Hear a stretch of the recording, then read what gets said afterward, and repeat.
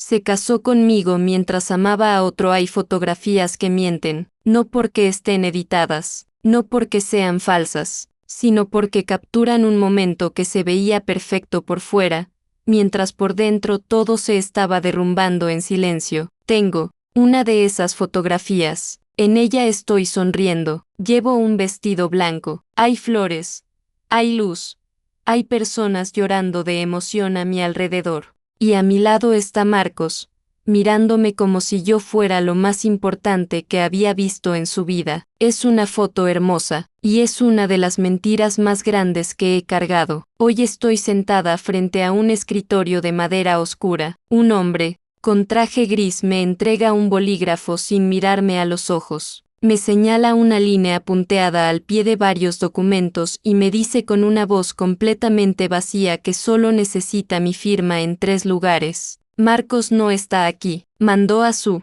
abogado. Miro el bolígrafo en mi mano y pienso en la última vez que sostuve uno igual. Fue hace 3 años. También había documentos. También había una línea punteada, pero esa vez había música y flores.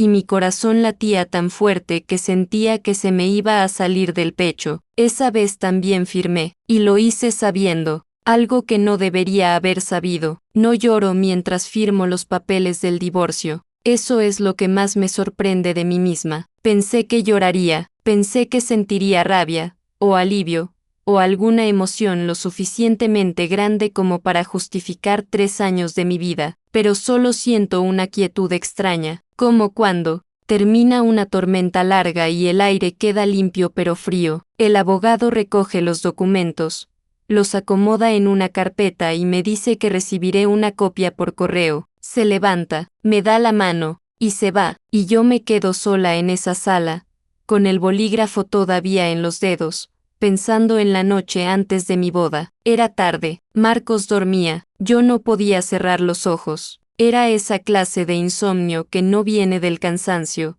sino de algo que tu cuerpo sabe antes de que tu mente lo acepte. Una sensación que se instala en el pecho y no te deja respirar del todo. Me levanté despacio para no despertarlo. Fui a la cocina, me serví agua, y entonces vi su teléfono sobre la mesa. No era mi intención mirarlo, o quizás sí, quizás una parte de mí llevaba semanas buscando una razón para entender ese peso que cargaba Marcos sin nombrarlo nunca. La pantalla se iluminó sola con un mensaje nuevo. Lo leí sin proponérmelo, en menos de 3 segundos, y esas pocas palabras fueron suficientes para cambiar todo lo que creía saber. No era un mensaje vulgar, no era lo que uno imagina cuando piensa en una traición, era algo mucho más difícil de ignorar que eso. Era un mensaje escrito con una ternura que duele, con esa clase de intimidad que no se aprende en poco tiempo. Decía solamente, te voy a esperar toda la vida si es necesario. Estaba firmado con una inicial, solo una letra, Don. Me quedé parada en esa cocina durante mucho tiempo. El agua en mi vaso ya estaba tibia cuando volví a moverme. Pensé en gritar.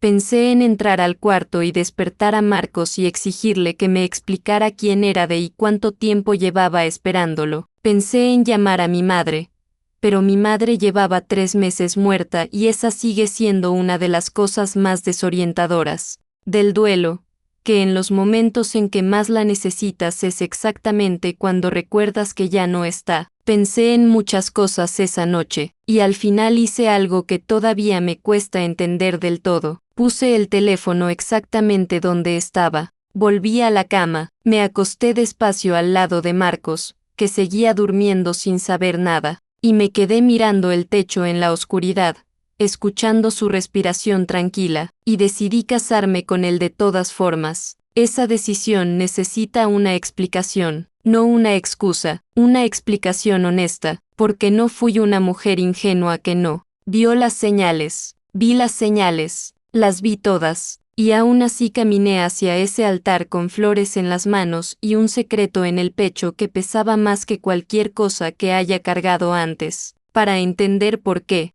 hay que regresar un poco más atrás, hay que regresar al hospital, a los pasillos blancos, a las noches de máquina de café, a la época en que yo era una persona completamente rota buscando algo a que aferrarse, y Marcos estaba ahí, y eso, en ese momento, lo era todo. Lo que nadie entiende del amor que nace en el dolor es que no se parece a ningún otro amor. No empieza con mariposas, ni con conversaciones perfectas, ni con noches románticas. Empieza con alguien que te ve en tu momento más feo, más asustado, más roto, y no se va. Empieza con una presencia, con constancia, con una mano que aparece exactamente cuando sientes que te estás hundiendo. Así empezó Marcos para mí, y ese origen lo hizo casi imposible de soltar. Incluso cuando ya sabía que algo en él no me pertenecía del todo. Los meses que siguieron al divorcio me enseñaron algo que nadie me había dicho antes, que hay historias que no terminan con villanos, que hay personas que se hacen daño no porque sean crueles, sino porque tienen miedo, porque cargan algo que no saben cómo nombrar, porque el mundo en el que crecieron no les dio espacio para ser quienes realmente eran. Marcos no era un hombre malo, era un hombre que amaba a dos personas, de maneras distintas, y que no supo cómo vivir con eso sin hacernos daño a todos. Y yo no era una víctima inocente, era una mujer que supo la verdad, que tomó sus propias decisiones, y que también cargó sus propios secretos durante 3 años. Esta es la historia de ese matrimonio, de lo que hubo adentro que nadie pudo ver desde fuera, de lo que aprendí sobre el amor, sobre el miedo, y sobre lo que somos capaces de hacer cuando creemos que perder a alguien es lo mismo que perdernos a nosotros mismos. No la cuento para que juzgues a Marcos, ni para que me justifiques a mí, la cuento porque creo que hay algo en esta historia que tú también conoces, aunque nunca lo hayas dicho en voz alta. La primera vez que vi a Marcos, él no me estaba mirando a mí, estaba mirando una pantalla, una de esas pantallas pequeñas que hay en los pasillos de los hospitales, con números y nombres y habitaciones. Llevaba una bata blanca arrugada, como si llevara horas dentro de ese edificio, y tenía el cabello ligeramente desordenado de una persona que no ha dormido lo suficiente. No pensé que era guapo, pensé que parecía cansado, y por alguna razón, en ese momento, eso me pareció lo más humano que había visto en semanas. Yo llevaba 42 días viviendo dentro de ese hospital, no literalmente, pero casi. Mi madre había llegado con un diagnóstico que los médicos entregaron con la misma frialdad con que se anuncia el clima, como si fueran palabras normales, como si del otro lado no hubiera una hija de 28 años que acababa de mudarse a una ciudad nueva, sin amigos, sin familia cercana, sin nada que la sostuviera excepto la esperanza de que su madre se recuperara. Esa esperanza se fue apagando, despacio, y con ella, yo también. Marcos fue el tercer médico asignado al caso de mi madre. Los 2 anteriores eran competentes, profesionales, correctos en todo sentido, pero cuando hablaban conmigo, hablaban hacia un punto justo encima de mi cabeza, como si hubiera algo más interesante en la pared detrás de mí. Marcos no. La primera vez que entró a la habitación de mi madre, se sentó. Eso fue lo primero que noté. Se sentó en la silla que había junto a la cama, al mismo nivel que nosotras, y le habló a mi madre mirándola a los ojos. Le preguntó cómo había dormido, no como protocolo, como si realmente quisiera saber. Mi madre, que llevaba semanas respondiendo preguntas médicas con monosílabos, le contestó con una oración completa, y luego con 2, y antes de que yo entendiera lo que estaba pasando, mi madre se estaba riendo levemente de algo que Marcos había dicho, y yo estaba parada en la esquina de la habitación sintiendo que algo en mi pecho se aflojaba por primera vez en meses. No fue un flechazo, no creo en los flechazos, creo en la acumulación, creo en las conversaciones de 10 minutos en el pasillo mientras esperan resultados. Creo en los cafés de máquina que saben a plástico y que de alguna manera se vuelven el mejor café del mundo porque la persona que está frente a ti te hace olvidar por un momento que el mundo se está cayendo. Creo en las 3 de la madrugada cuando ya no queda nadie en los pasillos y de repente hay un médico que todavía no se ha ido a casa y que se sienta contigo, en silencio porque sabe que el silencio acompañado es completamente distinto al silencio solo. Así fue Marcos para mí, una acumulación de momentos pequeños que juntos se volvieron algo enorme. Hubo una noche en que mi madre tuvo una crisis. No voy a entrar en los detalles médicos porque no importan. Lo que importa es lo que pasó después. Cuando ya todo estaba estable y yo estaba sentada en el suelo del pasillo con las rodillas contra el pecho y las manos temblando sin poder parar, Marcos se sentó en el suelo a mi lado, sin decir nada. Estuvo ahí durante 20 minutos, tal vez más, hasta que el temblor fue bajando solo, hasta que mi respiración volvió a tener un ritmo normal. Hasta que yo levanté la cara y lo miré y él me miró de vuelta con una expresión que no era lástima, era algo distinto, era reconocimiento, como si él también supiera lo que es estar asustado y no tener a nadie que se quede. Pasaron semanas, y en esas semanas aprendí cosas de Marcos que no vienen en ningún expediente. Aprendí que tomaba el café sin azúcar, pero siempre le ponía azúcar cuando estaba muy cansado. Aprendí que cuando pensaba profundamente en algo, se tocaba el borde de la oreja izquierda sin darse cuenta. Aprendí que amaba su trabajo con una intensidad que a veces parecía dolor, como si cargar con la salud de otras personas fuera algo que lo llenaba y lo agotaba al mismo tiempo. Y aprendí que había algo en él que no terminaba de abrirse, una puerta que estaba casi cerrada. Yo lo notaba en ciertos momentos. Cuando se ponía levemente ausente en mitad de una conversación, cuando su teléfono sonaba y él miraba la pantalla con una expresión que desaparecía demasiado rápido, cuando le preguntaba sobre su vida antes del hospital y respondía con precisión suficiente para no mentir, pero no con suficiente detalle para revelar nada. Debía haberlo notado más, pero el duelo tiene una manera de enfocar toda tu atención hacia adentro. Y yo estaba demasiado ocupada sobreviviendo como para ver con claridad lo que había justo frente a mí. Un día le pregunté directamente, no recuerdo bien qué fue lo que disparó la pregunta, creo que fue un silencio particular, uno de esos silencios que tienen textura, que se sienten distintos a los silencios normales. Le pregunté si había alguien más en su vida, no lo pregunté con miedo. Lo pregunté con esa clase de calma tensa que tienes cuando ya sospechas la respuesta pero todavía tienes esperanza de estar equivocada. Marcos tardó un momento, y luego dijo, hubo alguien, antes de que llegaras, pero eso ya terminó, lo dijo, mirándome, sin desviar los ojos, con una convicción que parecía real, y yo elegí creerle, no porque fuera tonta, no porque no viera las grietas pequeñas en esa respuesta, sino porque 3 días después mi madre murió, y Marcos fue la única persona que estuvo ahí, que me ayudó con los trámites que nadie te explica que existen, que se quedó hasta tarde sin que yo se lo pidiera, que lloró conmigo sin avergonzarse de hacerlo, y cuando alguien está ahí en el momento más oscuro de tu vida,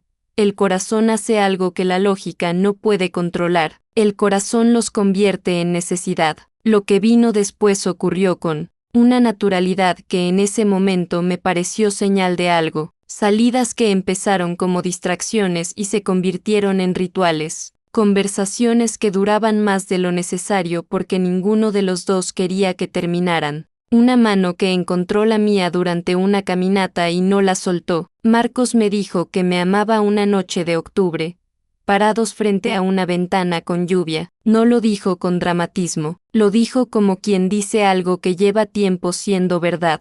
Y finalmente encuentra las palabras. Yo le creí, porque en ese momento, era verdad. El amor que Marcos sentía por mí era real. Eso es algo que con el tiempo aprendí a separar del resto. No me amaba para esconderse de algo, no me amaba por conveniencia, me amaba con la parte de él que estaba disponible para amar. El problema era que no toda su capacidad de amar estaba disponible, había una parte guardada en otro lugar, en otra historia, en otra persona, en un nombre que empezaba con D y que él nunca mencionó frente a mí, pero que yo sentía flotar entre nosotros como algo sin resolver. Nos comprometimos 8 meses después de conocernos. La propuesta fue sencilla y perfecta y completamente propia de Marcos. Sin grandes gestos, sin escenografía exagerada, solo los dos en la cocina de su departamento, un domingo por la mañana, y él mirándome con esa expresión que yo ya había aprendido a leer como la más honesta que tenía. Dije que sí, y lo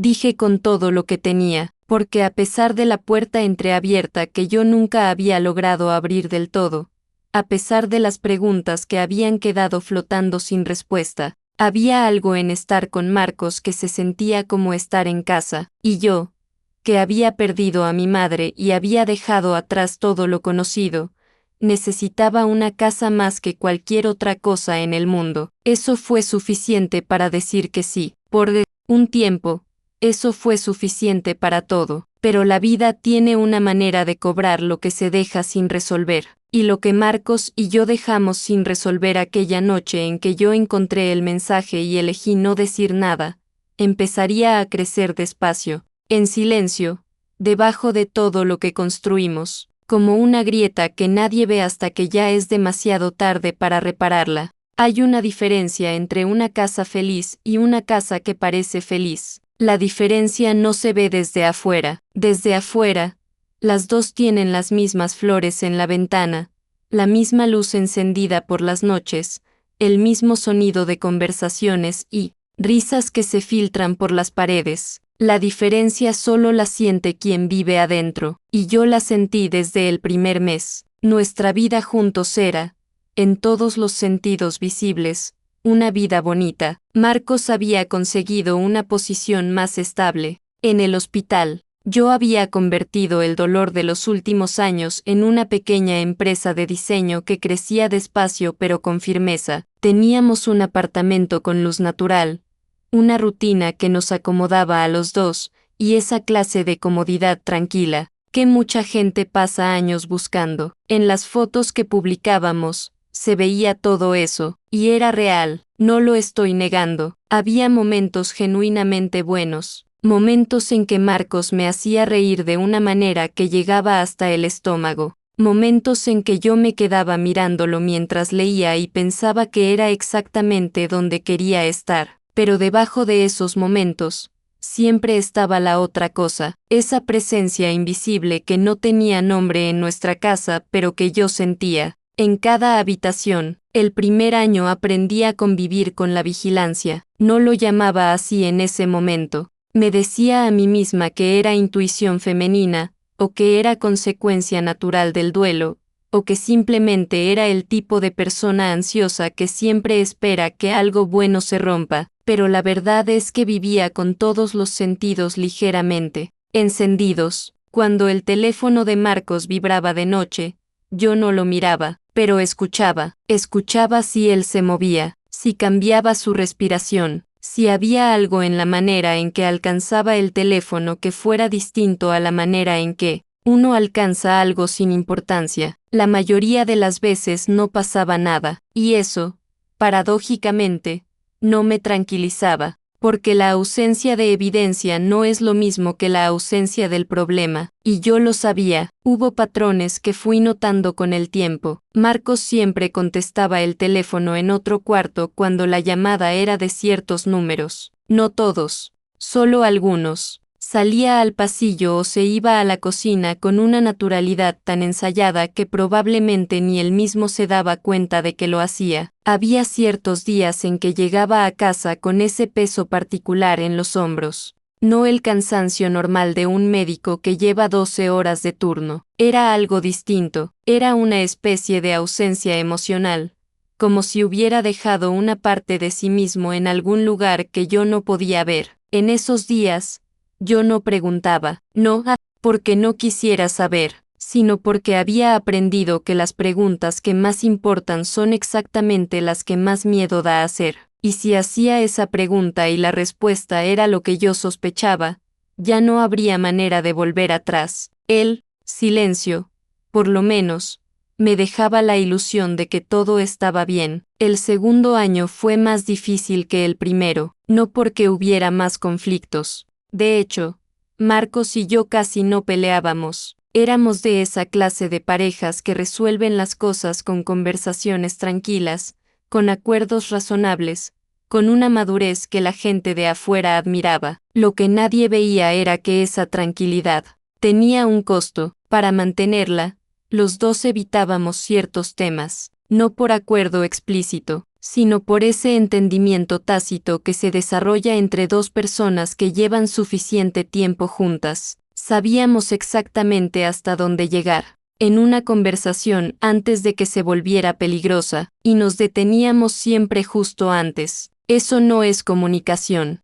es coreografía, y la diferencia entre las dos es que la coreografía te deja sintiéndote solo aunque estés acompañado. La escena que más me marcó de ese periodo no fue una pelea ni una revelación, fue una noche de aniversario. Marcos había reservado un restaurante que yo amaba, llegó a casa con flores, que no era algo que hiciera seguido, y se había puesto la camisa azul que yo le había dicho una vez que me gustaba especialmente. Todo el esfuerzo era visible y era genuino. La cena estuvo bien, hablamos, nos reímos de cosas pequeñas. Hubo momentos en que lo miré y sentí ese calor familiar que solo dan los años compartidos con alguien. Pero entonces, a mitad de la noche, su teléfono vibró sobre la mesa. Marcos lo ignoró. Eso era lo correcto. Estábamos celebrando algo. Era lo que cualquier persona atenta habría hecho, pero yo vi lo que pasó en su cara en el segundo exacto en que sintió la vibración. Fue algo brevísimo, menos de un segundo, una tensión mínima en la mandíbula, un cambio casi imperceptible en los ojos. Como alguien que escucha un sonido que reconoce y tiene que esforzarse activamente para no reaccionar. Nadie más lo habría notado. Yo lo noté, porque llevaba 2 años aprendiendo a leer esos detalles sin querer.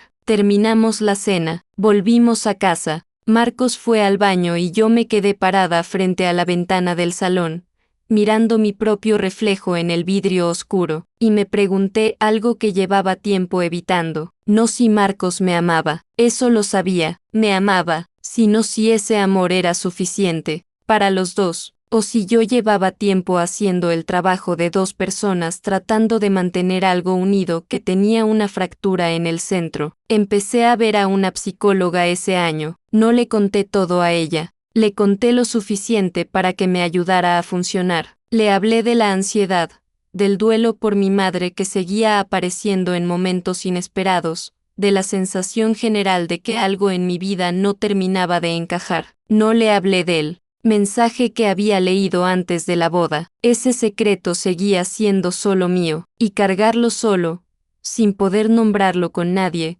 tiene un peso que se acumula de maneras que no se ven de inmediato. Se instala en el cuerpo, en la forma en que duermes, en la cantidad de energía que gastas cada día simplemente en sostener la versión de la realidad que has decidido mantener. El tercer año fue el año en que todo empezó a moverse, no por algo que hiciera Marcos, no por algo que hiciera yo, sino por algo que ninguno de los dos podría haber anticipado. Yo tenía una exposición de arte ese otoño, una pequeña galería que había contactado a varios diseñadores independientes de la ciudad para un evento colectivo. No era nada enorme, pero para mí significaba mucho. Era la primera vez que mostraba trabajo que tenía algo personal adentro, no solo técnica. Llegué temprano, me quedé hasta tarde, y en algún punto de la noche, mientras yo estaba parada frente a una de las piezas que más me costó terminar,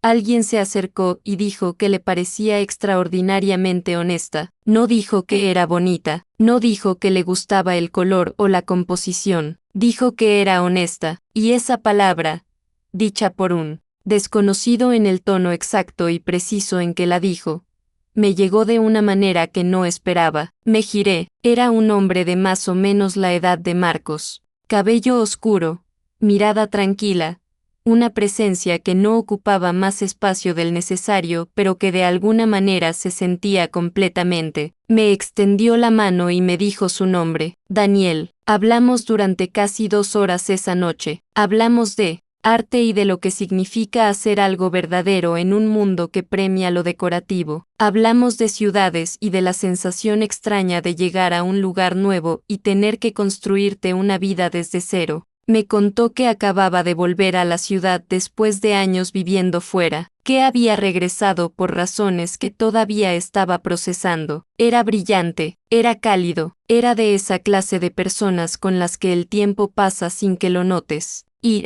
había algo en el que yo no podía identificar del todo esa noche, una familiaridad que no tenía explicación lógica, porque era la primera vez que lo veía en mi vida, como si algo en él me resultara conocido sin que pudiéramos habernos conocido antes. Llegué a casa pasada la medianoche. Marcos estaba despierto, leyendo. Me preguntó cómo había estado la exposición. Le dije que muy bien. Le conté que había conocido gente interesante, y casi sin pensarlo, mencioné el nombre de uno de ellos. Le dije que había conocido a alguien llamado Daniel que había regresado a la ciudad hace poco, que era interesante, que hablamos mucho de arte. Lo dije con la ligereza natural de quien comparte un detalle sin importancia del día, y entonces lo vi, lo mismo que había visto en el restaurante durante nuestra cena de aniversario, pero multiplicado por 10. No fue solo la mandíbula,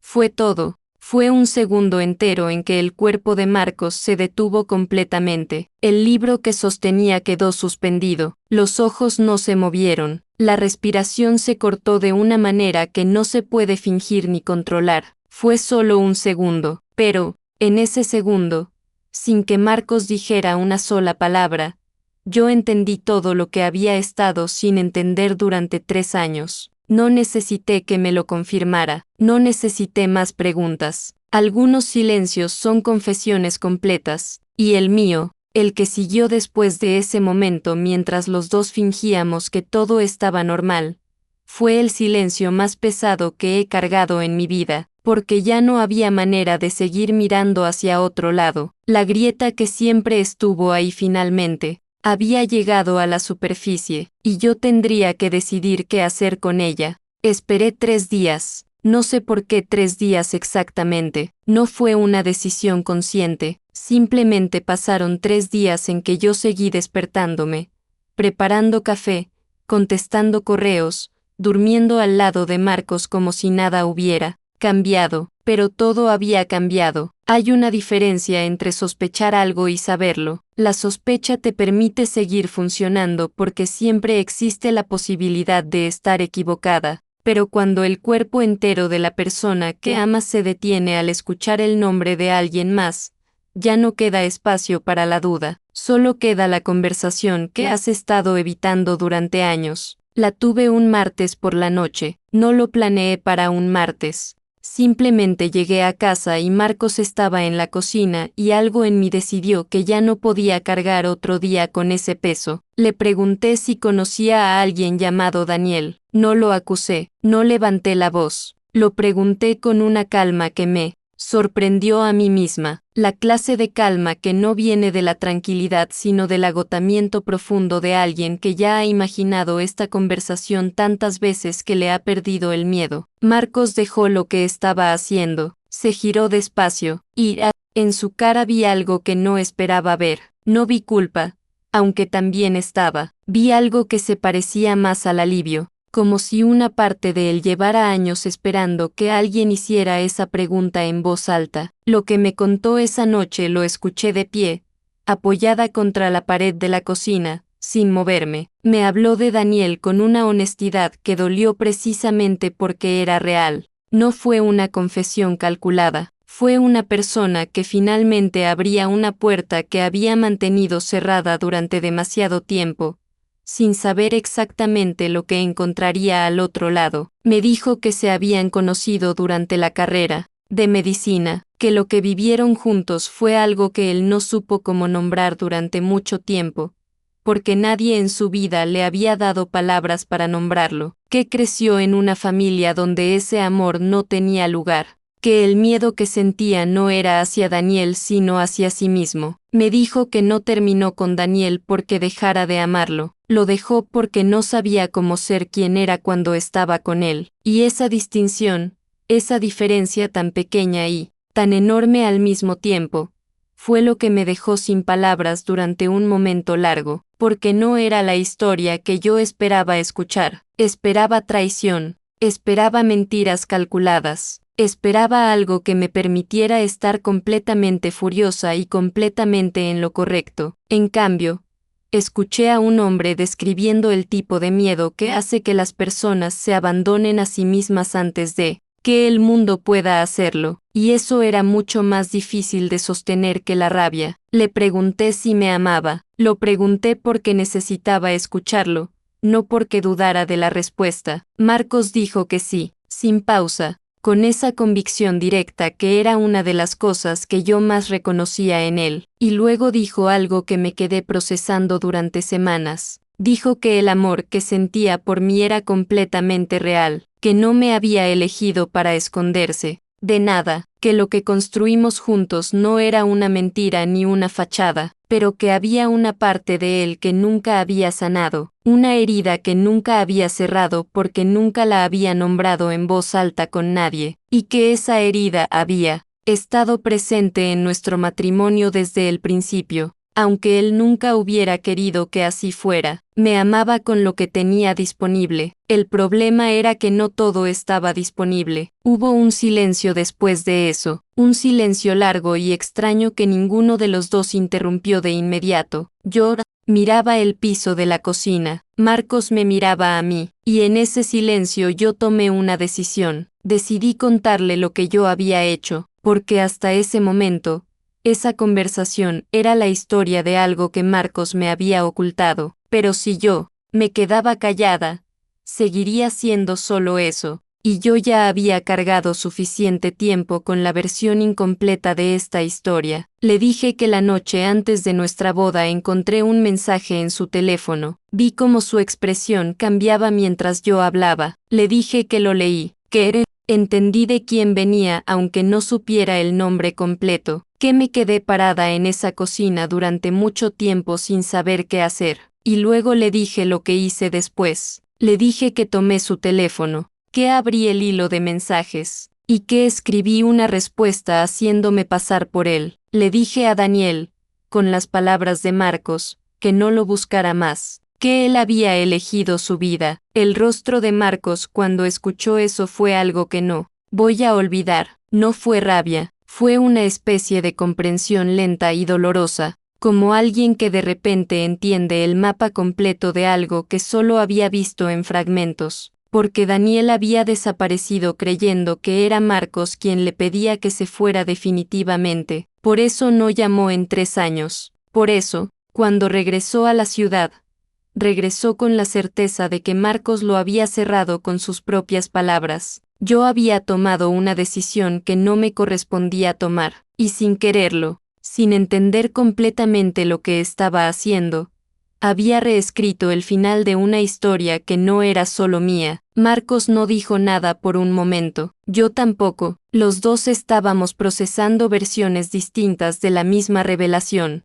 Él entendiendo que yo había sabido la verdad desde antes de la boda, yo viéndome por primera vez desde afuera, reconociendo algo en mis propias acciones que no me resultaba completamente cómodo reconocer, porque la narrativa que yo había construido durante 3 años era la de una mujer que amaba y que aguantaba y que cargaba en silencio el peso de un matrimonio imperfecto. Pero esa narrativa estaba incompleta. Yo no solo había aguantado, yo también había intervenido, había tomado una decisión activa esa noche que afectó la vida de 2 personas sin pedirles permiso. Lo hice por amor, lo hice por miedo, lo hice porque tenía 28 años y acababa de perder a su madre y el pensamiento de perder también a Marcos era algo que no podía sostener. Pero las razones no borran las consecuencias. Y las consecuencias estaban ahí, en esa cocina, con los 3 conectados por una cadena de decisiones que ninguno había tomado completamente en limpio. Lo que pasó en los días siguientes fue inevitable. Daniel supo la verdad.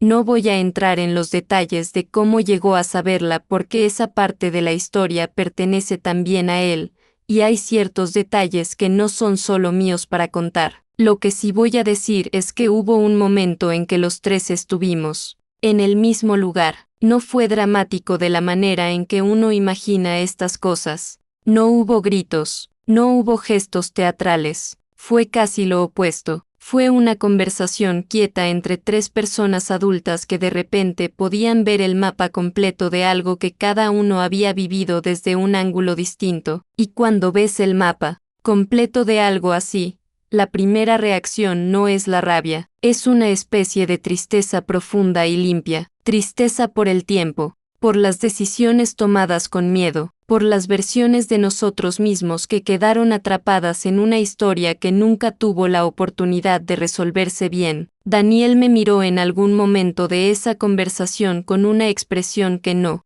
esperaba, no era odio, tampoco era perdón, porque el perdón lleva tiempo y ese no era el momento para él, era comprensión. Me dijo algo que me quedó grabado de una manera que no puedo explicar del todo. Me dijo que probablemente él habría hecho lo mismo, no para justificarme, sino porque era honesto, porque el amor asustado hace cosas que el amor tranquilo nunca haría, y él conocía bien el amor asustado. Esa frase no me alivió, pero me hizo sentir algo importante, me hizo sentir que era humana, no una buena persona necesariamente, no alguien que actuó bien, sino alguien que actuó desde un lugar reconocible, desde ese lugar oscuro donde el miedo y el amor se mezclan hasta que ya no sabes cuál es cuál. Lo que me quedó de esa noche no fue claridad sobre quién tenía razón, nadie la tenía completamente, lo que me quedó fue algo más difícil y más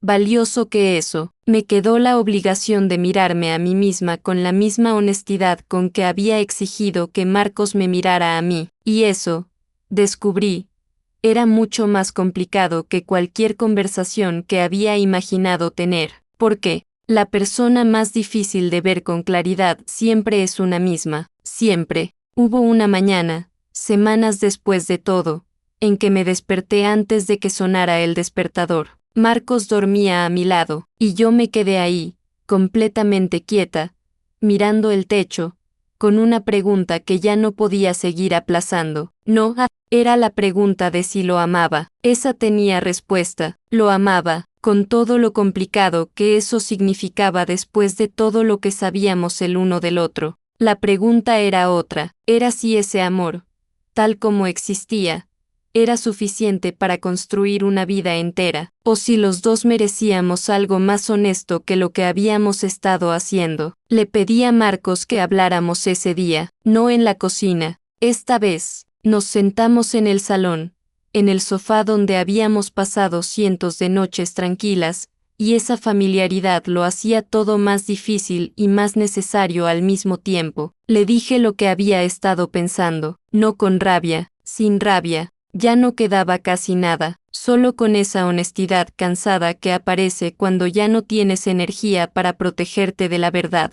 Le dije que no iba a pedirle que eligiera entre su historia y yo, que eso no era lo que quería, que si en algún momento yo había creído que ganar significaba que él estuviera a mi lado mientras pensaba en otro lugar, entonces había entendido mal lo que era ganar. Le dije que lo que quería era algo diferente, quería que eligiera con honestidad, no por culpa de lo que le había hecho a Daniel, no por gratitud hacia mí por los años compartidos, no por miedo a cambiar una vida que desde afuera parecía perfecta. Si me elegía a mí, que fuera porque era la verdad más clara que tenía, no la más segura, no la más cómoda, la más verdadera, y si no lo era, entonces el matrimonio ya había terminado mucho antes de que firmáramos cualquier papel. Marcos escuchó todo sin interrumpir. Cuando terminé, estuvo en silencio durante un tiempo que no supe medir, y luego hizo algo que no esperaba. Lloró, no de manera dramática, fue un llanto quieto y contenido,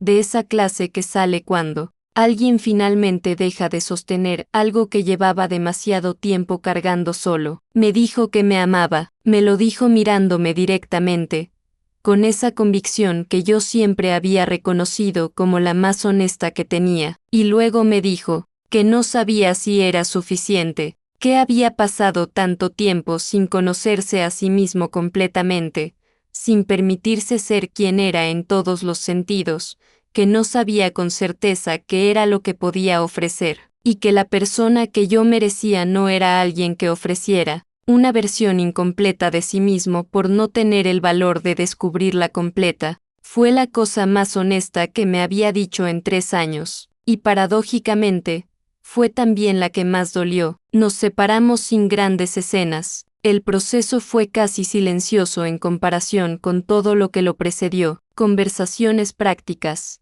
sobre el apartamento, sobre las cosas compartidas, sobre los trámites que nadie te explica que son tan numerosos cuando decides deshacer una vida construida junto a alguien. Marcos se fue un sábado por la mañana con 2 maletas. Yo me quedé parada en el umbral viéndolo cargar las cosas al coche, y en ningún momento sentí el impulso de decirle que se quedara. Lo que sentí fue algo más extraño y más complejo que eso. Sentí que lo quería de verdad, que le deseaba encontrar lo que yo no había podido darle, que era simplemente el espacio para ser él mismo sin miedo, y que deseaba lo mismo para mí. Los primeros meses sola fueron los más honestos de mi vida adulta, no porque fueran los más fáciles, no lo fueron. Hubo noches largas y mañanas pesadas y momentos en que el silencio del apartamento tenía un peso físico que no sabía cómo manejar, pero por primera vez en mucho tiempo,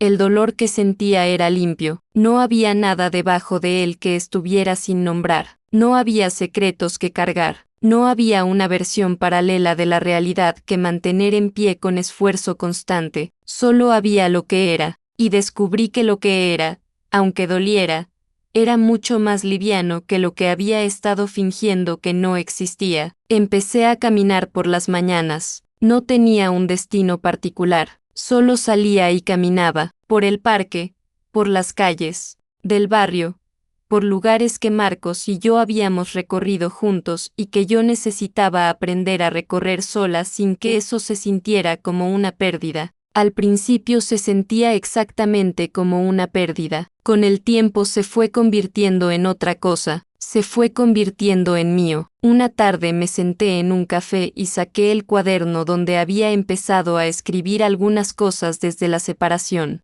No un diario formal, solo pensamientos sueltos, observaciones, preguntas que me hacía sin presión de responderlas de inmediato. Ese día escribí algo sobre Daniel, no sobre lo que hice esa noche antes de la boda, que era algo con lo que seguía, trabajando en mi propia conciencia, sino sobre la conversación que tuvimos los tres, sobre lo que me había dicho, que probablemente él habría hecho lo mismo. Seguía pensando en esa frase, no porque me absolviera, sino porque me recordaba algo que a veces es fácil olvidar, cuando uno está en el proceso de juzgarse a sí mismo con severidad, que las decisiones que tomamos en los momentos de mayor miedo no definen completamente quiénes somos, las definen en parte, sí, tienen consecuencias reales, sí, pero no, son el resumen de una persona entera. Lo que define quiénes somos es lo que hacemos después de reconocerlas. Hablé con un terapeuta ese año de verdad,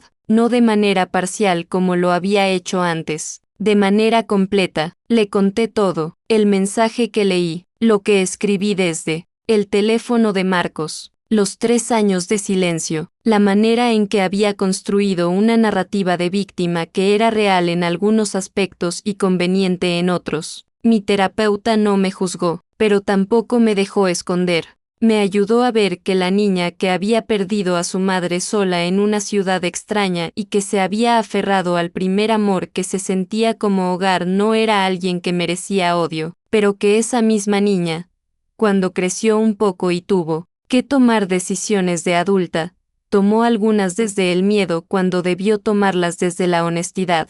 Y que reconocer eso no me hacía mala persona, me hacía una persona que podía aprender. Marcos y yo nos cruzamos algunas veces en los meses que siguieron. La ciudad no es tan grande como uno quisiera cuando está en proceso de olvidar. Fueron encuentros breves, cordiales con esa cordialidad que tienen las personas que se conocieron en los momentos más vulnerables de sus vidas y que cargarán eso siempre, sin importar lo que pase después. No hubo resentimiento en esos encuentros. al menos no de superficie. Hubo algo más parecido al reconocimiento mutuo de dos personas que se hicieron daño sin querer hacérselo, que se amaron de verdad dentro de sus limitaciones y que necesitaban espacio para descubrir quiénes eran cada uno por separado. Lo último que supe de él es que estaba bien. Eso me bastó. Hay algo que aprendí en todo este proceso que no sabía cuando empezó. Aprendí que el amor no es suficiente por sí solo, no porque no importe. Importa, es probablemente lo que más importa, pero el amor sin honestidad se convierte en algo que protege a las personas de las conversaciones que más necesitan tener. Y el amor sin conocimiento propio se convierte en una herramienta para llenar los huecos que deberíamos aprender a habitar solos primero. Marcos me amaba, yo lo amaba, y los dos usamos ese amor, en distintos momentos y de distintas maneras, para evitar mirarnos a nosotros mismos con claridad. Eso no cancela lo que fue real, pero explica por qué no fue suficiente. Esta mañana encontré la foto de la boda. No la estaba buscando. Apareció en una caja que estaba ordenando. Esa fotografía, perfecta de dos personas que se veían hechas la una para la otra. La miré durante un momento largo. No la arrugué, no la lancé al suelo como hice aquella vez. Solo la miré con la distancia que da el tiempo y me permití sentir lo que era real en ella, porque había algo real. El vestido, las flores, las personas llorando de emoción no eran mentiras. Ese amor tampoco lo era simplemente una foto, de dos personas que se amaban de la única manera que sabían en ese momento, con miedo, con secretos, con la mejor intención y las peores omisiones, como la mayoría de las personas que aman. La puse de vuelta en la caja, salí al balcón. El aire de la mañana tenía esa temperatura exacta que a veces tiene el otoño, ni fría ni cálida, solo presente. Me quedé ahí parada un momento, pensando en mi madre, pensando en lo que me diría si pudiera verme ahora. Creo que me diría que hice lo que pude con lo que tenía, y que lo importante no es no equivocarse, lo importante es tener el valor de reconocerlo cuando lo haces. Creo que eso es lo que estoy aprendiendo a hacer. Despacio, con días mejores y días más difíciles, pero de manera genuina. Me casé con un hombre que amaba a otro, y durante mucho tiempo creí que esa era la historia de una traición que me sucedió a mí. Ahora sé que era la historia de tres personas asustadas que tomaron decisiones imperfectas en nombre del amor, que se lastimaron sin querer,